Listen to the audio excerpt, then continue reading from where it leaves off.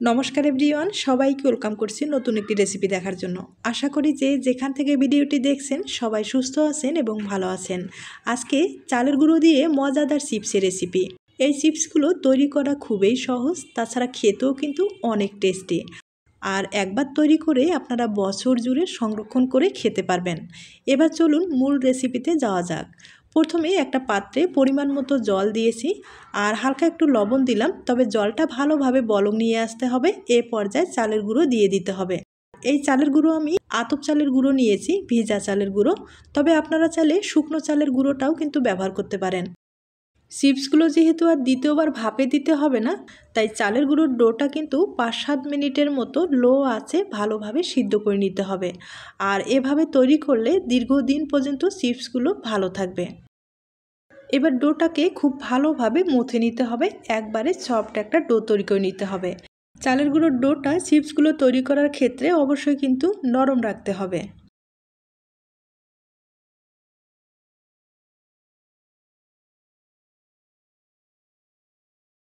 ডোটা আমি তৈরি করে নিলাম আর কিছুটা ডোয়ে একটু ফুড কালার দিয়েছি, তবে ফুড কালারটা আপনাদের পছন্দ না হলে সেক্ষেত্রে স্কিপ করতে পারেন।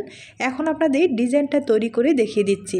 ছোট্ট একটা লিচি কেটে নিয়েছি আর যতটুকু সম্ভব পাতলা করেই বেলে নিব। আর চিপসগুলো যদি পাতলা করে তৈরি করা যায় সেই চিপসগুলো খেতেও ভালো লাগবে, তাছাড়া শুকাতেও কোনো সমস্যা হবে না। এবার আমি ডিজাইনটা তৈরি করে নিচ্ছি। এই ডিজাইনটা এতটাই সহজ যে কেউ দেখলে সহজেই তৈরি করে নিতে পারবে।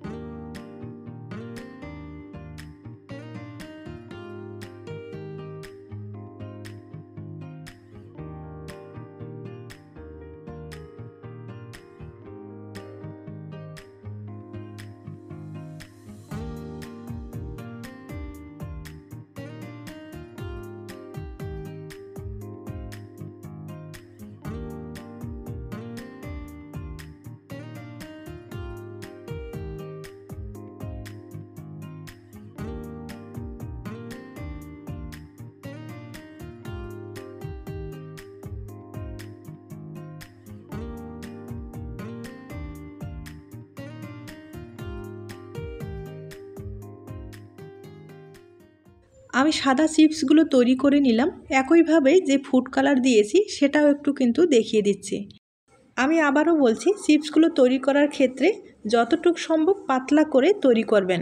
আর যত পাতলা করবেন এই চিপসগুলো খেতে ততটাই টেস্টি হবে, আর শুকাতে তো কোনো রকম সমস্যা হবে না এবং দীর্ঘদিন পর্যন্ত এই চিপসগুলো খুব ভালো থাকবে।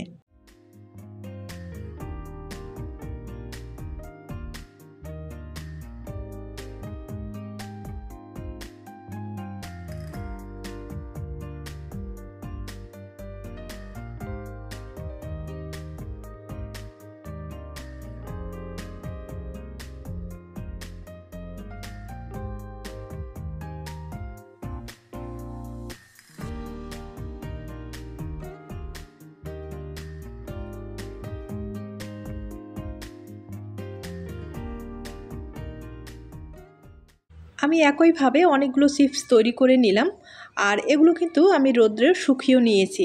আর দেখতে পাচ্ছেন শুকানোর পরে কত সুন্দর হয়েছে। এভাবে আপনারা দীর্ঘদিন পর্যন্ত সংরক্ষণ করে খেতে পারবেন। এখন আপনাদের তেলে ভেজে দেখিয়ে দিচ্ছি।